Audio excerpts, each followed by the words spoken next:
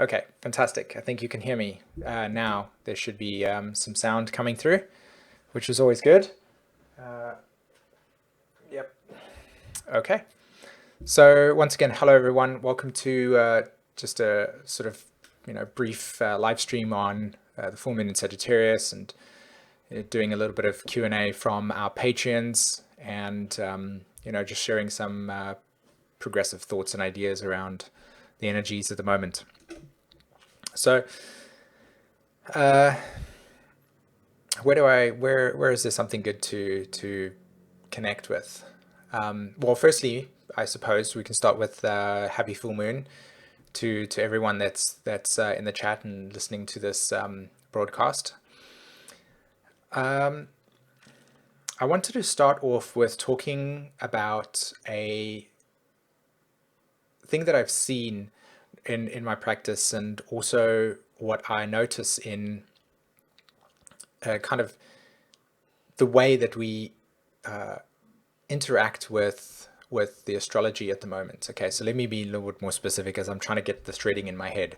Okay, so what I've noticed is that many of us we're into astrology. Okay, and as we discover this new kind of interest that we have, that can fluctuate between being sort of connected to learning about something and learning about yourself, to just a kind of interest in occult type of knowledge, whatever that might be. But either way, so we find this fascination, right? And so YouTube becomes an opportunity for us to go and digest the different perspectives and the different ways in which people have created videos, including myself, on how to understand astrology. And so we take in a lot of different shapings and variations and expressions of astrology. And then we go, okay, well, let's put this to my own personal chart, right? Let's discover my own personal chart. So you get your astrology chart drawn up, and you know, you find out that your Pluto's in this placement and your Saturn's over here, and then you kind of go on your little road and you search the internet for information to validate the experience that you have. And so this is good, and it helps a lot with beginning this really important journey of becoming bonded with your astrology chart, emotionally sort of connected to what your astrology chart represents to you, right? And depending on the different sort of avenues of how you have been exposed to astrology will influence what type of perspective you see about your astrology chart. So as a sort of brief example, if you're looking at it from a medical perspective, or if you're looking at it from an evolutionary perspective, or just a traditional perspective, your chart seems to morph itself in accordance with what you're actually digesting. And so that's a really profound piece of information to understand about learning to understand yourself and what your astrology chart represents. So let me just tie this back again to the point of this conversation as I open up with this. I just want to spend about 5 minutes just talking about something that I think is actually pretty crucial to know when you're navigating the informational field of this world, and particularly when it comes to astrology, which is what we're primarily here for. So the point and the reason why I started to talk about this was that I noticed that there was this interesting disconnect between the way that we psychologically understand the purpose of our astrology chart and how to interact with it. How can you empower yourself through it? And I suppose that's maybe my personal thread. How can you use your astrology chart to empower your life? That's my personal prerogative. That's my personal sort of attitude towards the experience. And so that's mine in that sense. But that's what I'm talking about. It's like this interesting connection between our psychological makeup and how we perceive our chart, and what it means to us. And I think that there's this natural kind of space between our psychology and the chart's meeting. And there are like gaps, from what I've noticed, that prevent us from fully actualizing ourselves in our astrology chart because of more of the psychological attitude or psychological position that we have and how we perceive our chart. So this is what I'm kind of trying to get at. Okay, so as I share more, hopefully I can become more clearer in what I'm trying to talk about here. And that is that, as I said, so you have your astrology chart, you discover it, and you're like, oh, I have Pluto in this placement and Saturn here, and I've got a moon square there, and all of a sudden you get really, really overwhelmed by a lot of details. And, you know, the majority of us will find ourselves being really overwhelmed by the complexity of what's there. And so you set out on your mission to go and find out how to understand what does it mean. And what naturally happens, I think, in every sort of aspect of life, whatever it is that you're newly developing, there are questions that arise based on the growth pattern that you are on. Okay, so the likelihood of you asking a question that may seem simple to somebody that's been studying it for a long period of time is high. And so this is naturally because of the information and the experience and the time that you've actually had to digest what you're taking in. And so because of that, you can find yourself spending a lot of time trying to make sense of your astrology chart and getting nowhere, right? And so again, this is one of the major reasons as to why I think this video is, or what I'm sharing with you right now, is really important. And the connection to the full moon in Sagittarius and the questions for Patreon is I just want to open up with this sharing because I've had it on my mind for a long period of time and I've never really had the time to just sit down and do the video on it. So that's why I'm doing it right now. Anyway, because of the amount of information that's available and the different perspectives that are available, right? And Neptune sits in Pisces at the moment and it squares Jupiter in Sagittarius. So right now, one of the ways to emotionally connect with what Neptune and Jupiter look like astrologically in terms of the square that they're having to each other is the multitude of perspectives and how those multitude of perspectives can reflect a dimension or an aspect of reality.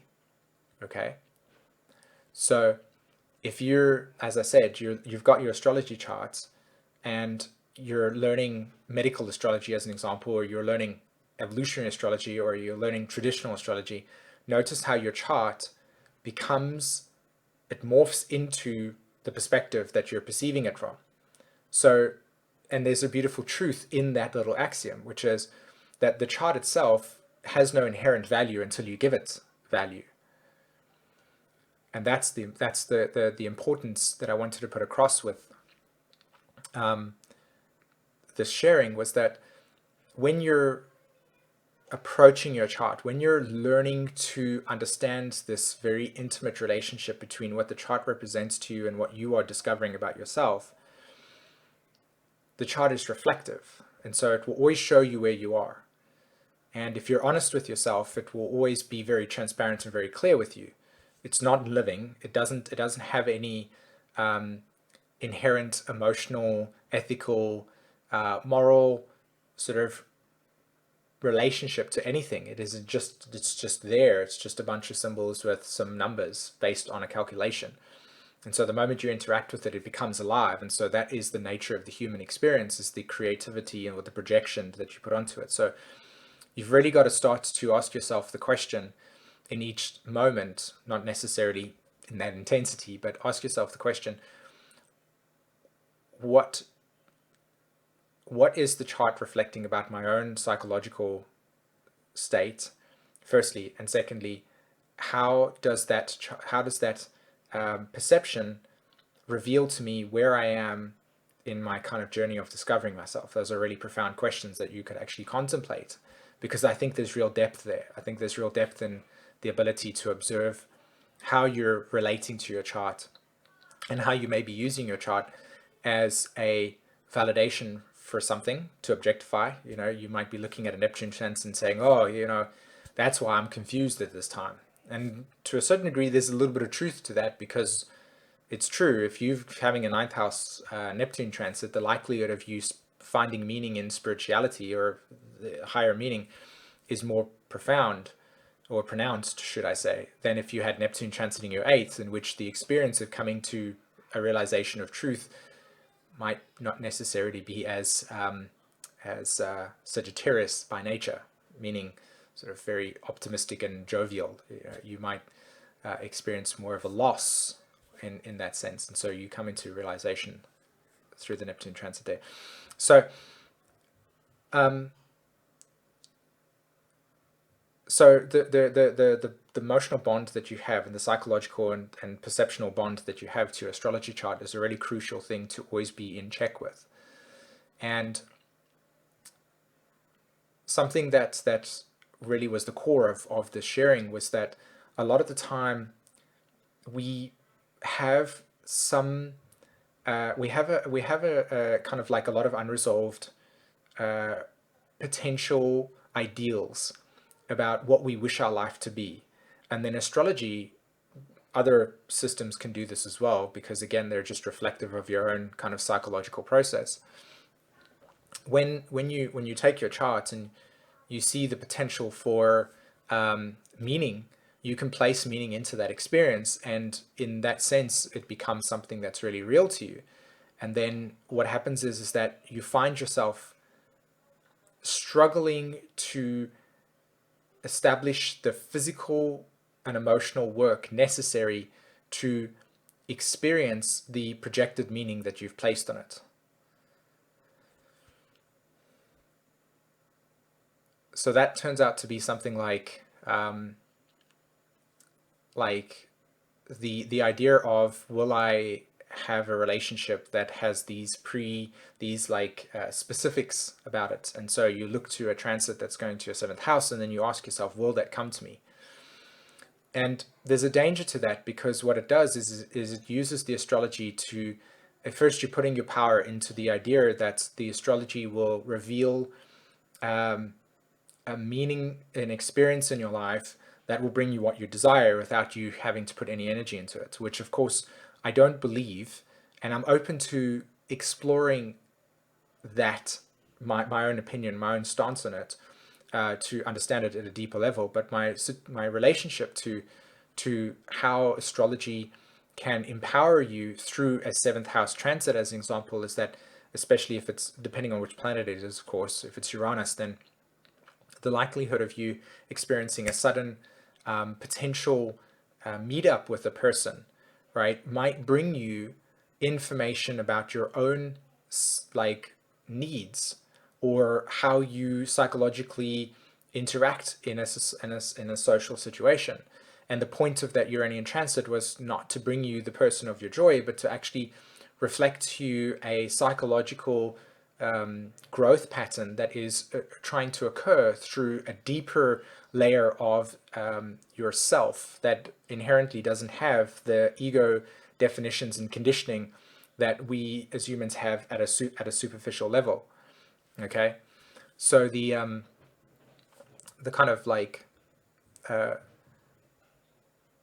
attitude almost when approaching your astrology charts is the capacity to allow the experiences to bring you things that you may have not actually considered to be possible, or that what you wanted. So like your projection of it being this way, and then the astrology chart, or the transit, as it were, revealing to you something that may lead you to a deeper understanding of yourself, which then can put you on a trajectory that will allow you to meet new people with that type of level of frequency, or that type of energy balancing.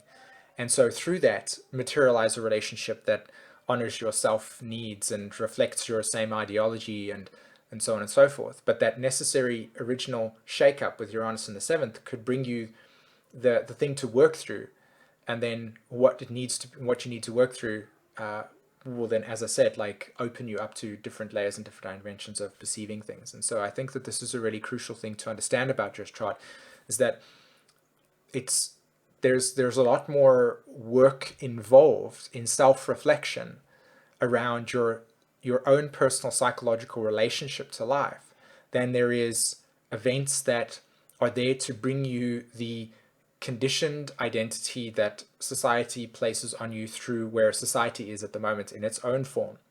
Okay, so success, as an example, or destiny, in a Leo archetype, okay, those are words that are put out there and associated with that sign, and yet there's a sort of like issue with that, I think, because what happens is it creates an idea in your mind of that, okay, so the sun or Pluto or Uranus, and I'm not saying this is the truth, I'm saying the potential of this could exist, but I've seen it, so that's why I'm sharing it, is that people can have like a transit occurring to their sun sign and think, okay, this is the time where XYZ is going to happen. And I'm sure that through different forms of astrology, like election astrology and progressions and astrologers that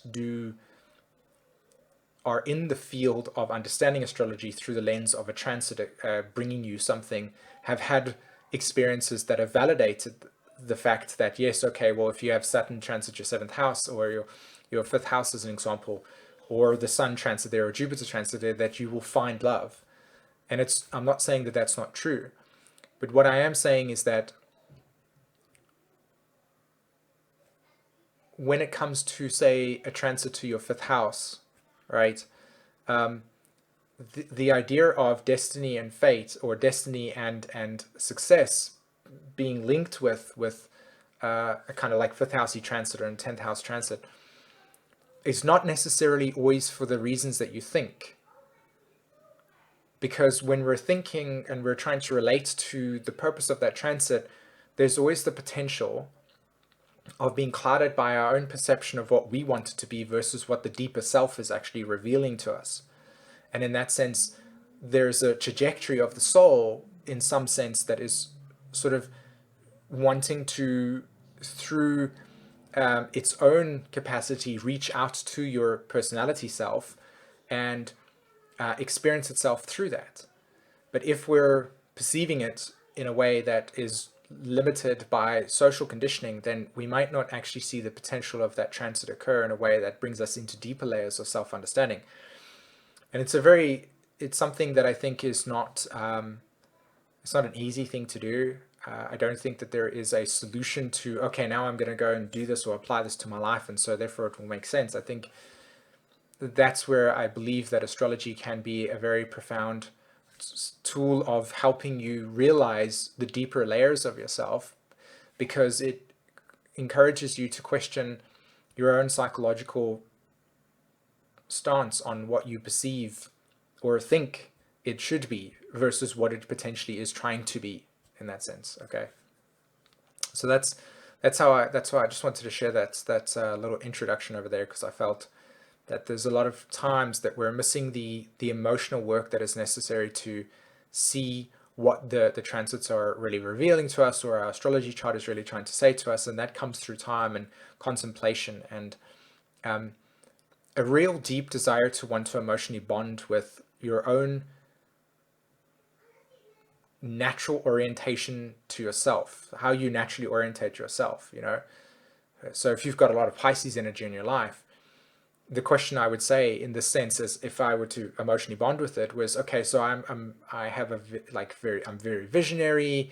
I can see things in lots of colors, and I can, you know, my tendency to want to have sensitivity to others where they've got wounding is more heightened, as an example.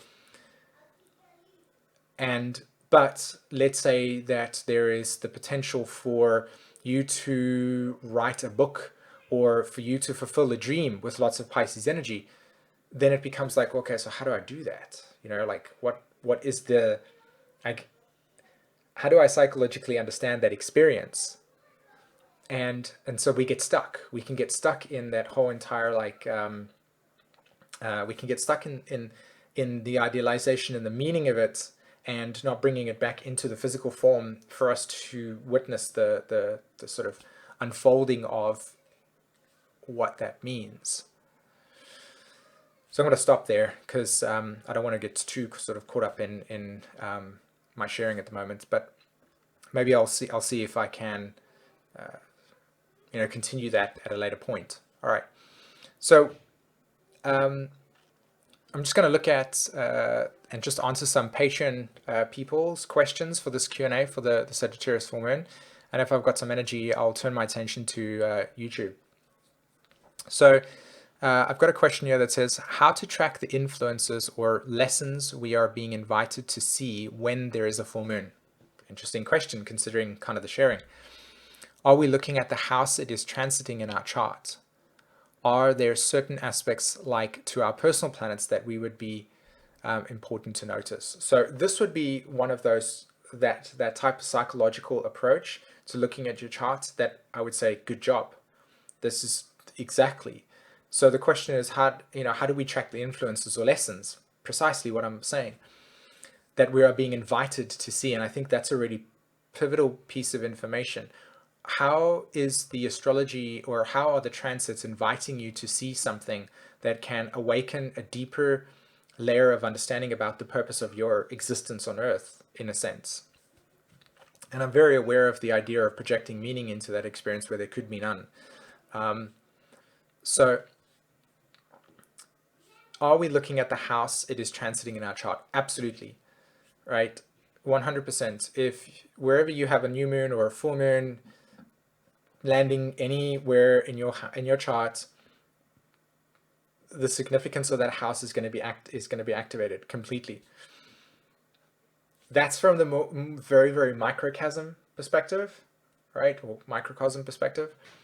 If I sort of span out a little bit further and I kind of look at my charts a little bit more in terms of other cycles that are occurring, I would say that the significance of the transits, like where Venus is at the moment, and how that Venus is making a connection to, say, Pluto in your chart, or what Mars is doing in your chart. So you want to observe what other things are occurring in your chart at the moment, because there's always going to be significance with a new and full moon if they land on sensitive points in your chart. So for me, as an example, this new and full moon landed on my north and south nodes. Okay, they also by default were squaring my Mars and Venus, and that's really significant because with this new and full moon pattern that moved through me for this month, I did observe subtle undercurrents of those Mars and Venus energies being redefined and reconstructed, and there were a lot of perceptions that were shaped around my psychological relationship to my astrology charts, the planets, like the memory around them and how they were formed before and defined before, they had changed. So there was actually quite a huge shift that took place for me during this new and full moon pattern cycle.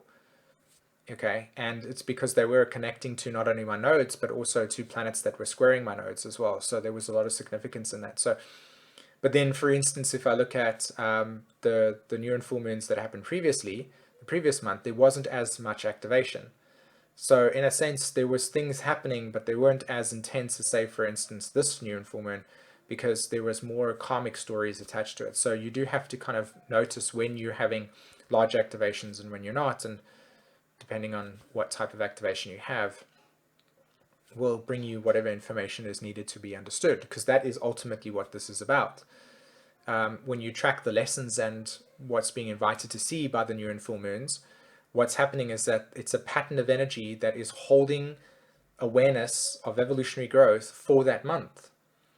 So as a natural default, and I encourage you to go watch the video that myself and Jen just recently did on transits, right? And I'll put a link in the description below, where we talked about this at greater detail, of how transits are a reflection of the unfolding experience of your soul's journey. So the fact that you have a new and full moon land in houses, etc., reflects specific points in your own evolutionary cycle. Okay. Are there certain aspects, like to our personal planets, that we are important to notice? Absolutely, always. Even outer planets for that matter. Okay. So another person writes, hi Simon, could you speak about the Jupiter and Neptune squaring happening for the second time this year, with more coming this year in September? And also, do you see anything extra influence in the moon aligning with the galactic center? Okay.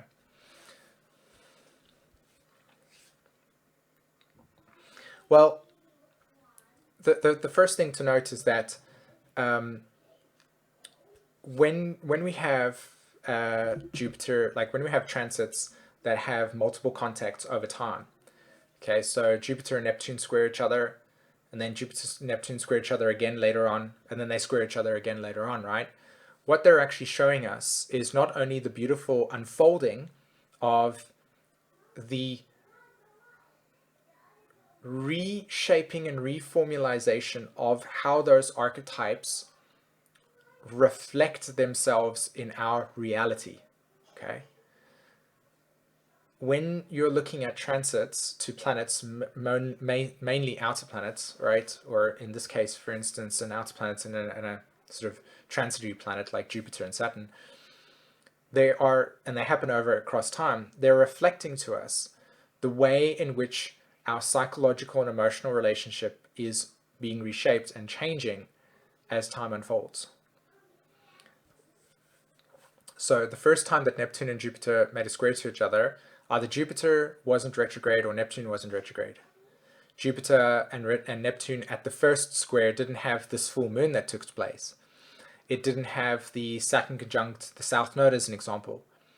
So what happens here with astrology, and this is a really beautiful way to understand it, is that when you see a progression of squares take place or alignments, right, over a period of time, you'll notice that there is a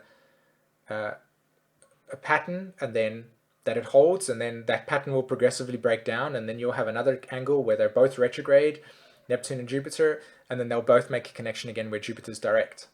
And so that's how you actually see the progression of evolution through the astrology, is that by the time September comes along, we'll have a new eclipse pattern, i.e. the North Node, the solar eclipse will be in Cancer, and the lunar eclipse will be in Capricorn. And so when the first Neptune-Jupiter squares were taking place at an intense level, the pattern of eclipses, or the eclipse season as it were, was different.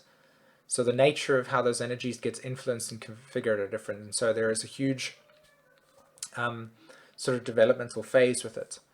So we're in the second, or like what I would call the mid point, where Jupiter and Neptune are squaring each other.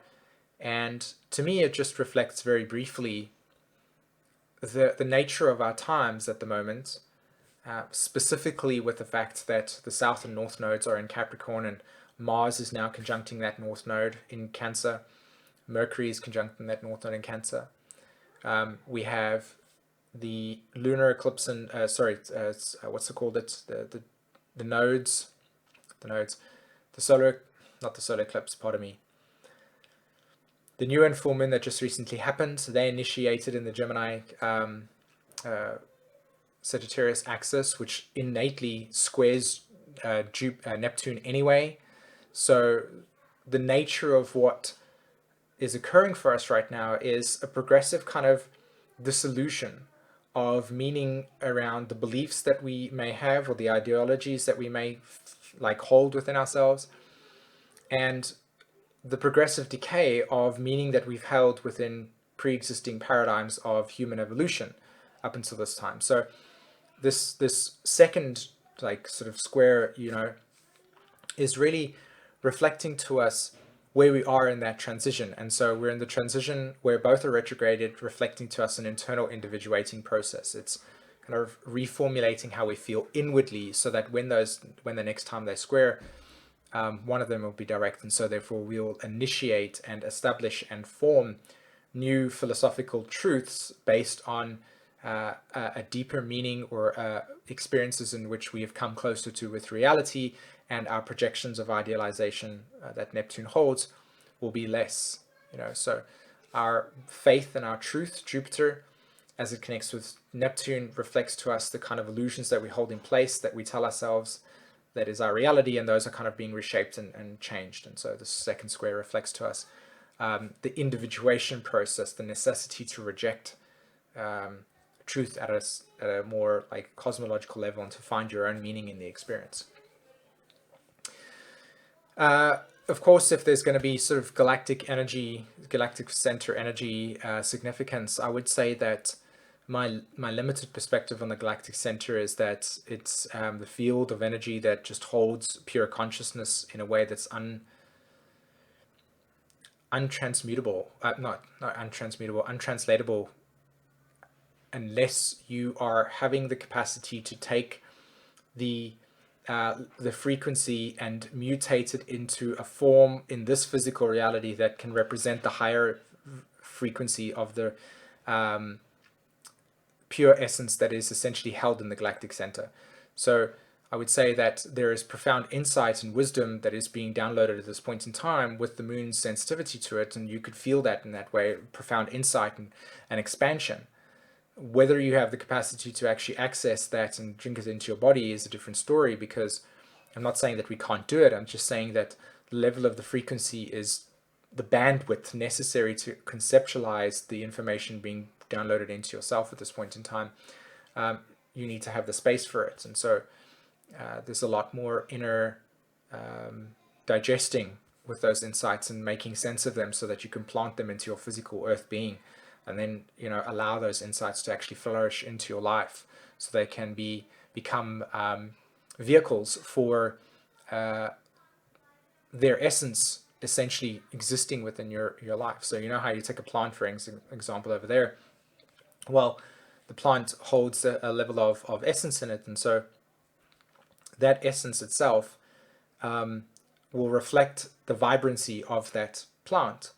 And so the same with you, and the capacity to be able to digest the essence of the galactic center's pure energy frequency is profound at this time. And now you've got to bring it into yourself and nurture it. And so that awakens you into deeper layers of truth.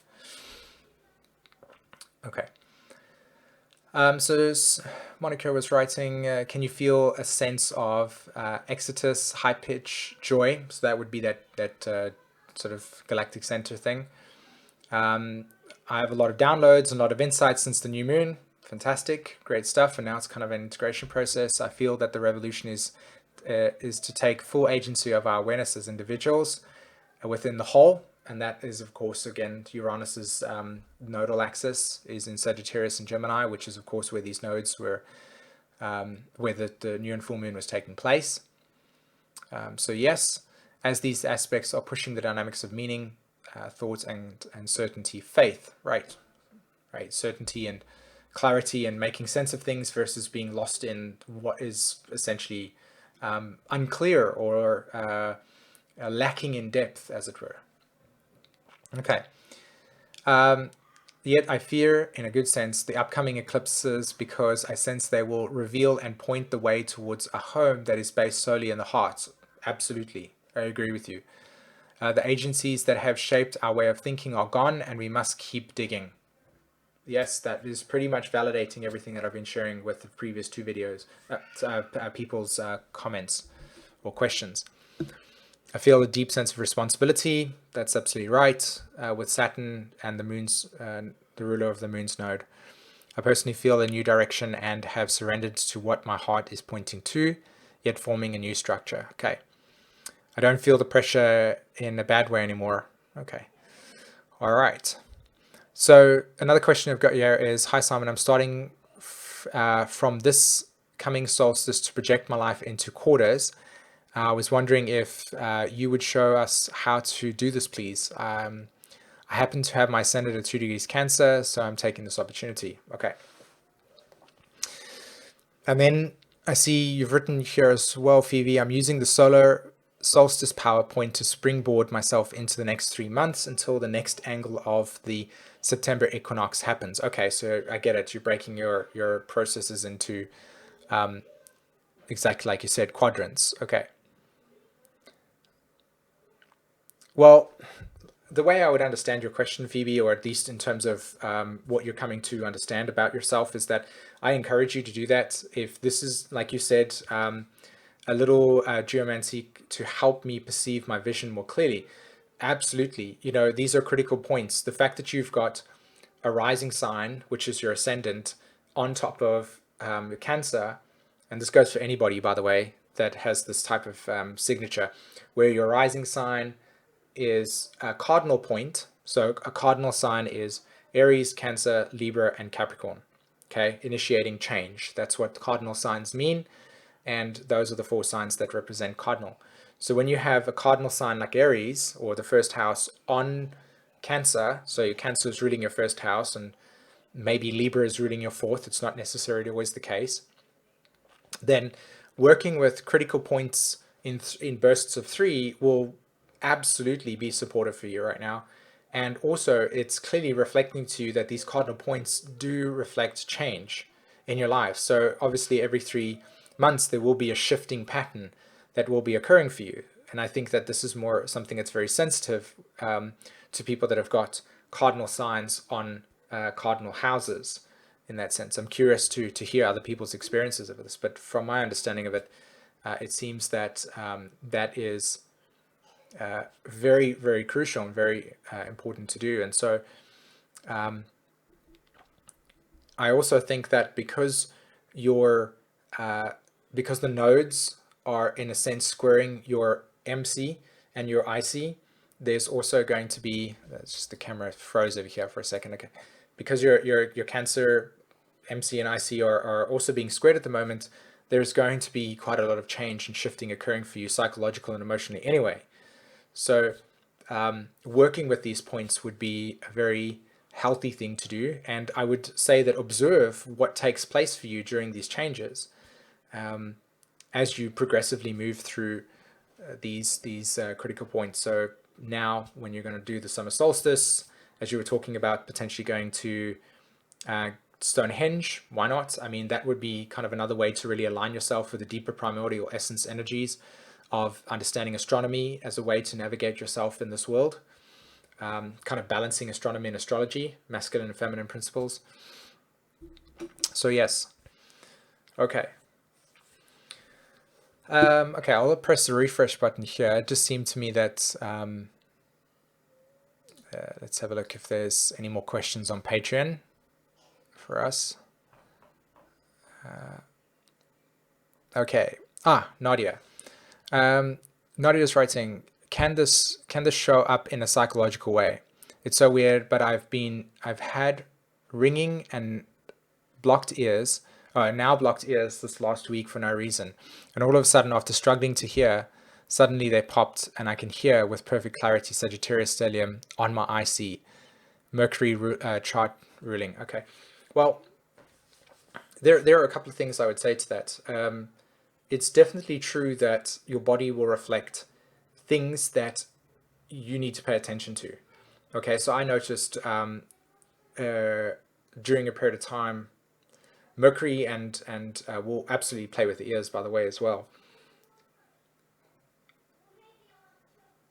Sometimes when, like in your case, for instance, blocked ears, they can reflect 2 things. Either that there is a necessity to not be taking in information because there is a need to go inward, and this is ultimately what actually I think the body does for us. It provides us with ailments that forces us inward to process the emotional attachment to what has been occurring in our reality.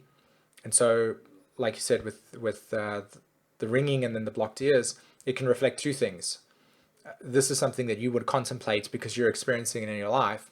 And I would say that what part of the experience forced you inwardly to look at what you're taking in around you, and if you're taking in too much information or if you're not taking in information at all. So you're either being deaf to something or you're needing to be deaf to something.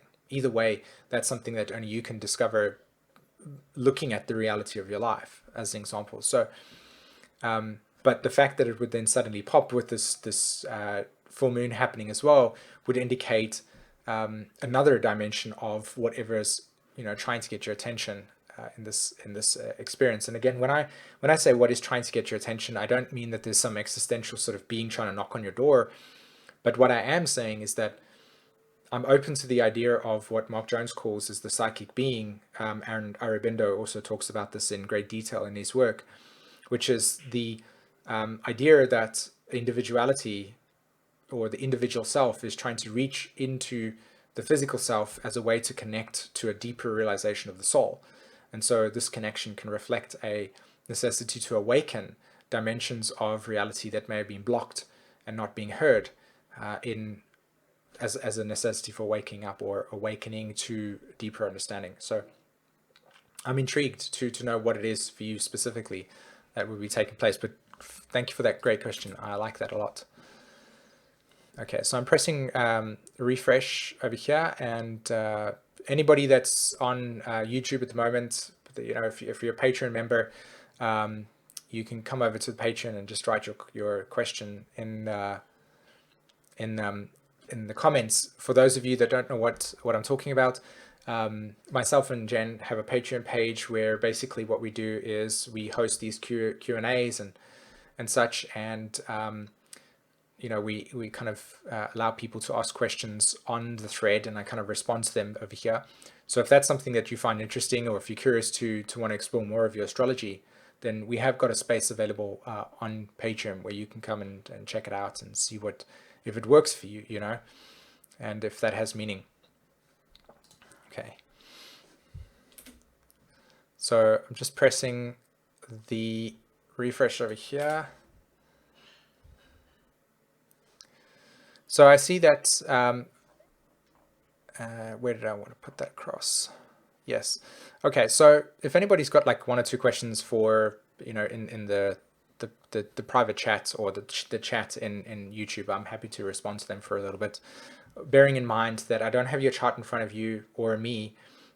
So try to keep your questions to a way in which, acknowledges the fact that I don't have it in front of you. So I wouldn't really know how to answer your question if it was very personal, and also details. But I'm happy to kind of support in some way, shape, or form. I'll let you know if I can really understand the question. So go ahead and write it if you have got a question for me. I'd, happy to help. But while that's happening, I'll look over here. Let's have a look. I think D. Gosa, hope that I've pronounced that correctly. With Sagittarius in the 11th house, what would this mean? My North Node, Neptune, and Mars is here. So if your North Node's in Sagittarius and Neptune and Mars is in the vicinity, in the same house, as an example, my question would be, what experiences have you had in the past and in soul history as well, so previous lives, that have led to the necessity for having Mars and Neptune as a part of your evolutionary growth in this lifetime? So this is something that I think that every single person, when you're looking at your chart, ask the question, why is the North Node got Neptune and Mars conjunct it? Like, what is the underlying reason for that? Why did I choose that?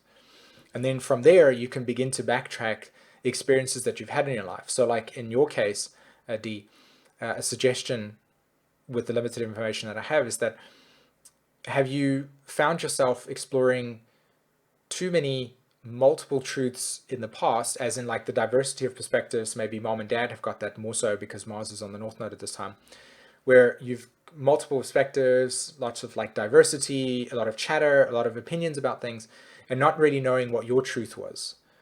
So it was like all good and well that everybody can sort of have this perspective, but what is yours, and how do you align with that truth, and how do you speak that truth that's unique to you? And so I would suggest that with Mars conjunct Neptune in Sagittarius on the North Node, it would indicate a necessity for finding the meaning in your life through the exploration of a cosmology that feels right. So it's not necessarily about the nature of the opinion, but more about what resonates. And that's a tricky field to work with in itself, because you could be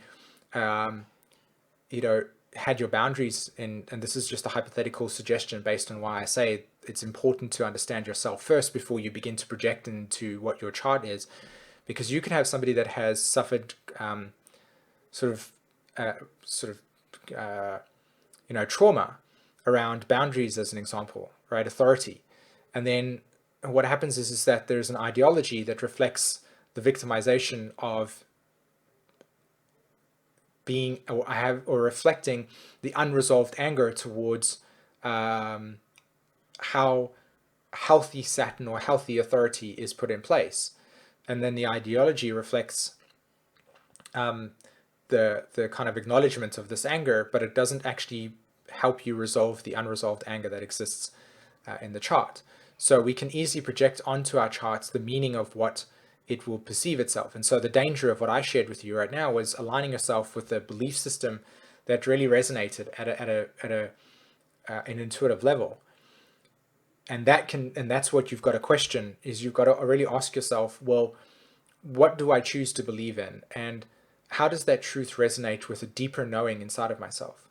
And it's not about exploring the diversity of it, being open to the diversity, but really aligning yourself with one that really feels the right one for you. And so in that sense, with Neptune and Mars over there, it's a suggestion in this lifetime to really focus on or experience and be aware of, firstly, how truth can be manipulated based on a more deeper, darker agenda that is held within the human psychology, and to be aware of that. So to ask the question like, okay, so this is your truth and you see this way, but why?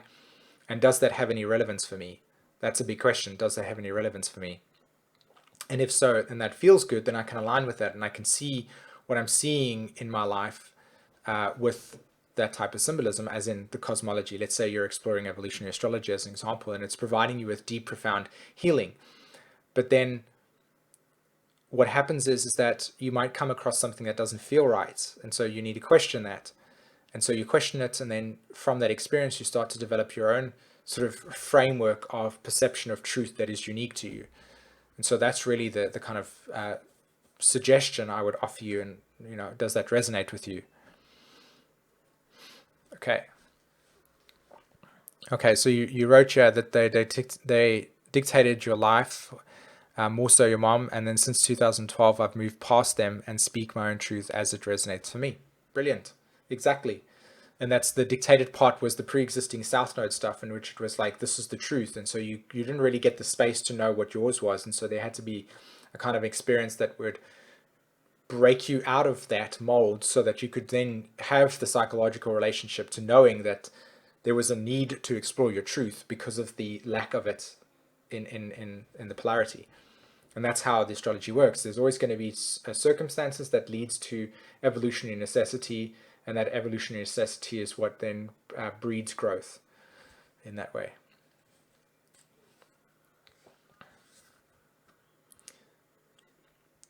Okay, fantastic. Thanks very much, Claire. I appreciate your deep felt sharing and appreciation for these things.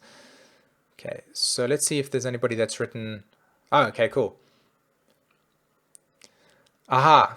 All right. So David, yes, you've got a question about aspects and phases. Fantastic. Fire me with your Virgo-ness, which I know that you've got. By the way, did that help, Didi or Digosa?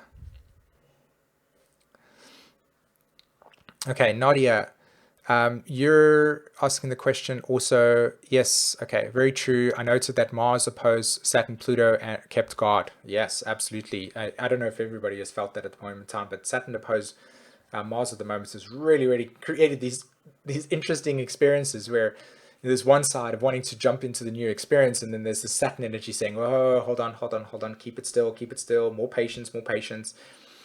Yeah.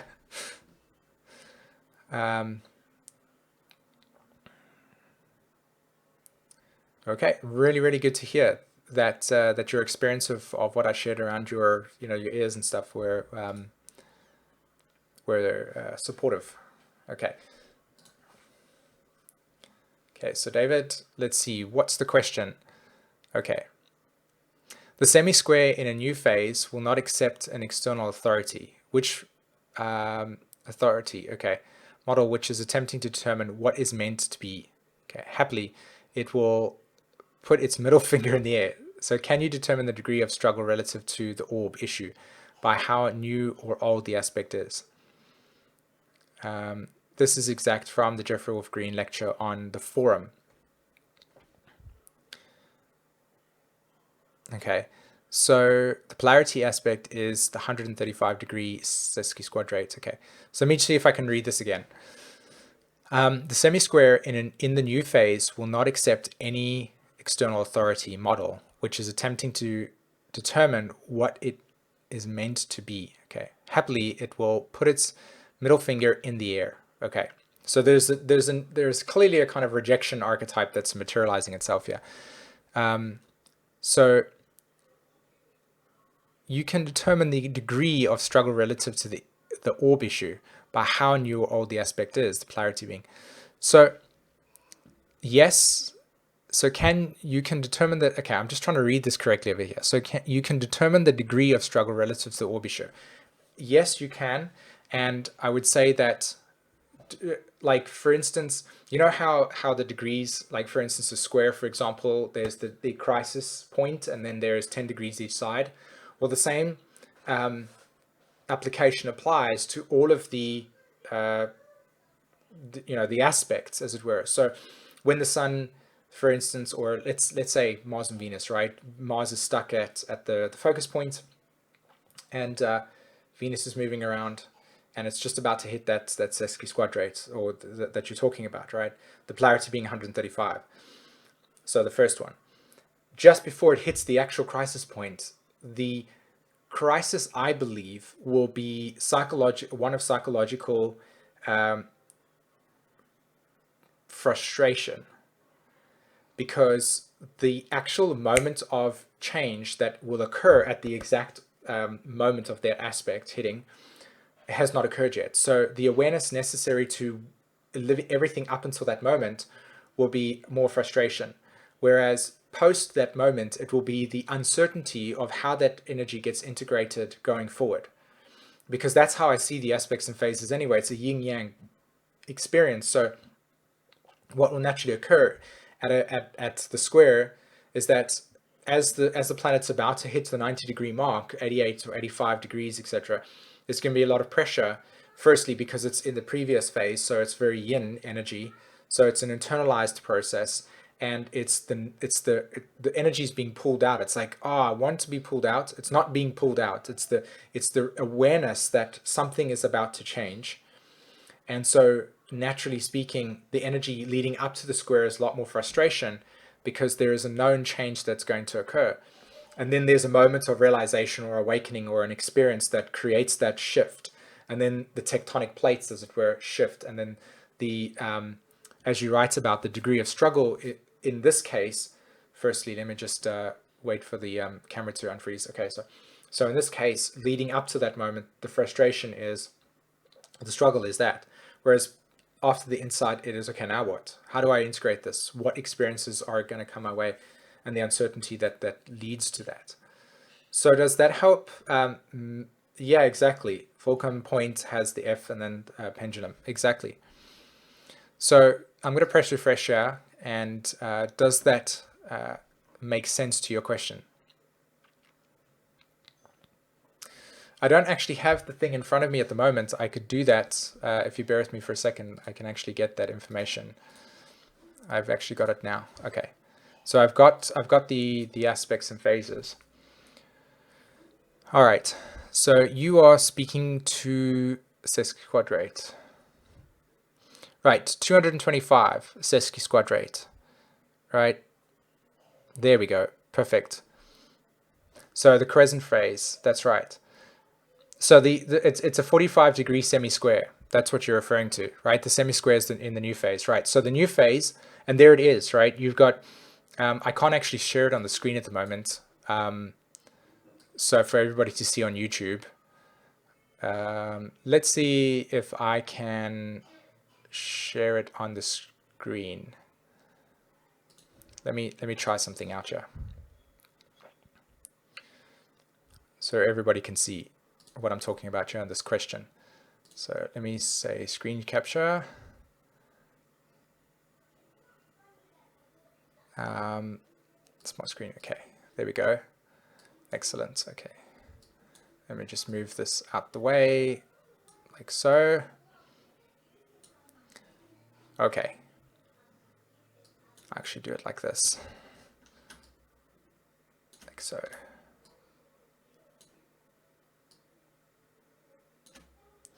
And then I'll just move that like so, and that out of the way. Okay, now I need to just kind of, there we go. Perfect. Woohoo.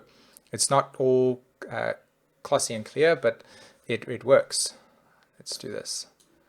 Okay, so David is referring to the semi-square that happens over here. This is what is called aspects and phases, and it reflects the evolutionary intention of how awareness materializes itself in your consciousness. So a new moon would be a reflection over here of a new evolutionary intention, and a full moon would sit over here with an opposition. Does that make sense? And so just as we're about to hit a new moon, like a day before, we'll be moving through what is called a balsamic phase moon. And of course, this applies to all planets. So your Mars and Venus is moving around the chart. At some point, your Venus will conjunct your natal Mars, and just like sort of 5 days before it does that, it will be in a balsamic phase. And so you'll experience the likelihood of a lot more of insights pertaining to the experience that cycle brought you in the year or 2 years that it was in existence. Okay, so here's this point over here, right? Okay, so David's referring to this point over here called the semi-square. There's the opposition, the sesqui-squadrate, 225. And in the new phase, this energy, because it's yang energy, is a lot more frustration because it's trying to, in a sense, develop its own psychological, like you said, relationship to, I have to do it my way. Aries energy, I'm discovering it for myself. I don't want anybody to tell me. So the frustration is, I am finding my own way, but I'm also at the same time learning about myself through other people. So this will be the frustration in wanting the freedom, whereas this part over here, which you can see with the red, post the semi-square, so there's that tension point. So the energy going from there to there, this is all the red. The energy going from there to there will reflect. I'm actually going to do this, by the way. Let's see if that actually helps. Yes, now you can see even clearer. Okay, so there's the semi-square. That part over there, pre the line, okay, reflects frustration in wanting freedom to explore one's own sense of self. But as it hits this evolutionary gate at the 45 degree, it moves into a crescent phase, which is an internal process. It's yin. And so this is, I have all this information, I've gathered it, I've got the freedom, I've now explored it, but as it hits the 45, it says, oh, hold on.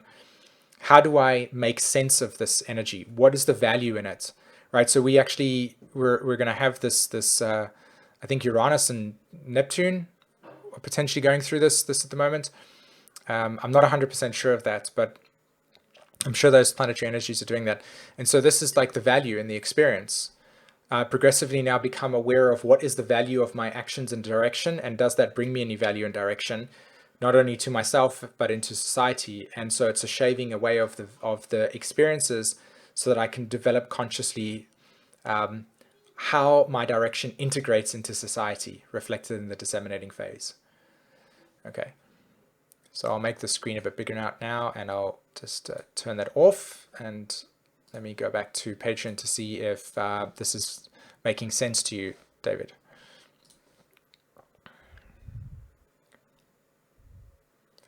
Okay.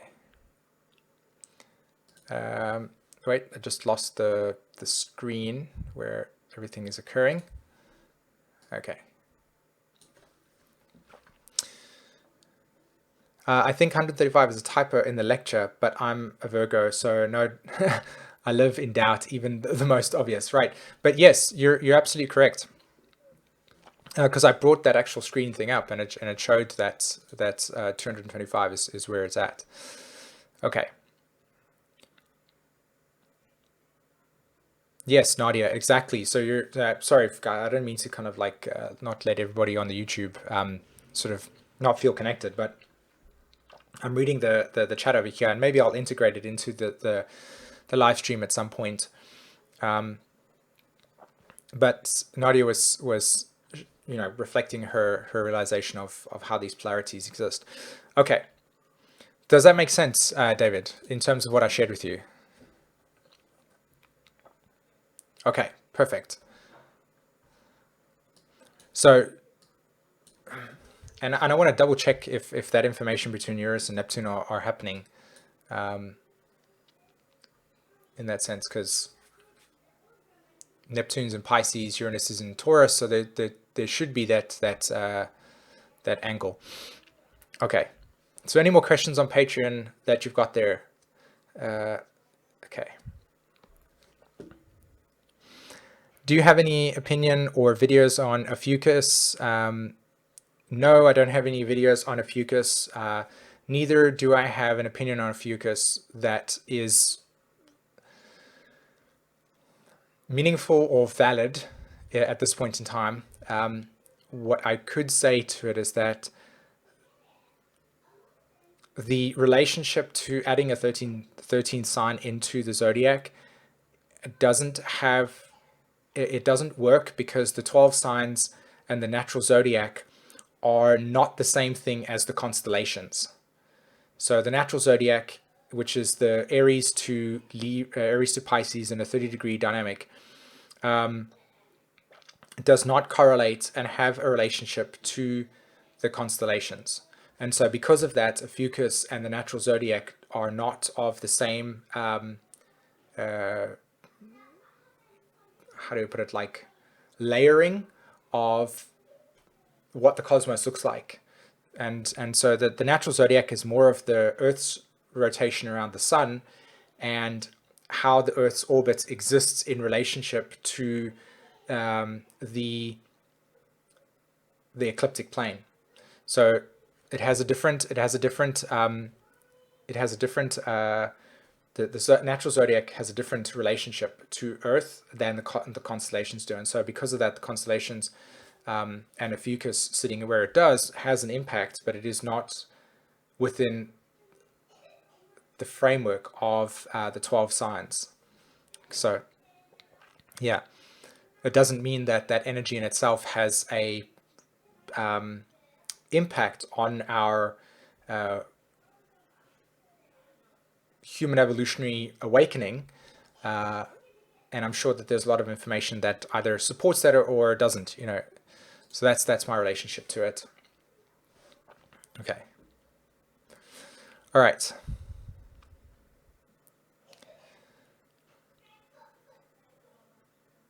Yeah, I had a vision of a snake going through the zodiac, which led me to Ophiuchus. Brilliant. At the end of the day, that's the main important thing, is that if the symbolisms help you translate the deeper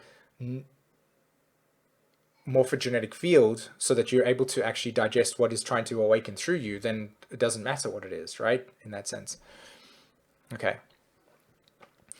Okay, peeps, I think I'm going to end this today.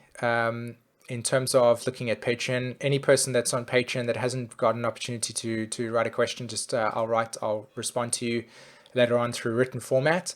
And this is where I'm going to, oh, hold on. Yes, fine. David, you have another really terrible question if you have time. Yes, fire away. That will be the last question for today. So yeah, if you want to write that through, I'll happily respond to that. So while David is writing that question, I'll just respond to anything that's in the chat at the moment. Hi, Jennifer. You've got Gemini rising here with the sun sign in Cancer and moon in Pisces. Wow, so you've got lots of activations happening for you in this new moon and full moon. Lots of stuff happening for you. And Alice is saying that she's got a Virgo rising, so of course you're going through some stuff as well with Neptune in opposition to your ascendant. And Penelope's with us, and Philip's with us. Okay.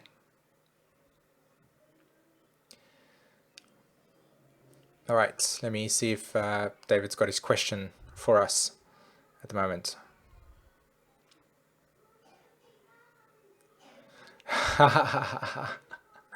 Of course. This is not a question that I'm going to be able to answer right now, but I would absolutely love to do a natural zodiac teaching on this question. Okay, so yeah, I like how you wrote there. Maybe you want to think about this. So here's the question from David: which star sign correlates to the second law of thermodynamics, which is entropy? Immediately, I would say Capricorn, Scorpio, Pisces, Cancer, actually, it is the interface between the earth signs and the water signs, and they create the Star of David. That's how I'd answer that question in its most very, very, very simplest form. But in a sense, I really like this question because I want to create a video on that in terms of answering that question on the second law of thermodynamics entropy. Because in a sense, the context of energy, the necessity of energy needing to be sustainable is a Taurus archetype, absolutely. But the motivation that is necessary for something to sustain itself would come from the Scorpio archetype of desire or commitment, and then the unfolding of how much time and commitment that takes place and the priorities that are necessary to take place in order for something to move in accordance with what you want it to be, and then how that becomes sustainable then manifests itself through Capricorn, which is again the priorities that are influenced by Virgo, which creates the specificness of how what priority needs to be prioritized, and then Taurus comes back down and says, okay, here's the survival mechanism that needs to be put in place, and then the water signs, in my opinion, create the navigation or create the movement that allows it to have meaning in its existence. Otherwise it wouldn't. And so therefore you can see that beautifully, which is why I use Neptune as the archetype of decay, because what happens here is that when you are looking at say for instance a factory that sells chocolates, it stays in existence as long as there is meaning behind the purpose of its existence, and then it sustains itself relative to the principles and the principal law of the earth trine. Once that earth trine, or should I say, once the meaning decays and people no longer see the purpose in its existence, then as a natural default, energy starts to dissipate into various different, or dissipates back into the feminine principle, which is just pure energy. And then from that sense, it then becomes non-existence, and so therefore whatever it was that was being held in its structure will dissolve back into the feminine principle, which is everything. So does that respond on some very brief level to that question? But I definitely want to go into it a lot more. Violet Millen, Star of David Macabre. Yes, correct. That's exactly what I was referring to. Because you have the masculine one, which is all the air and earth and fire signs, and then you have all the earth signs and water signs, and masculine and feminine principles. Okay. All right, so that was the question.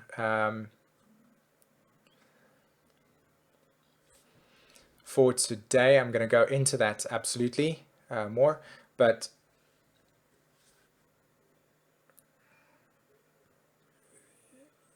David, you're writing, Philip, you're writing, so air ascendant are good with entropy as their water signs fall in earth-like houses. Brilliant. Good job. Epic. Yeah, exactly.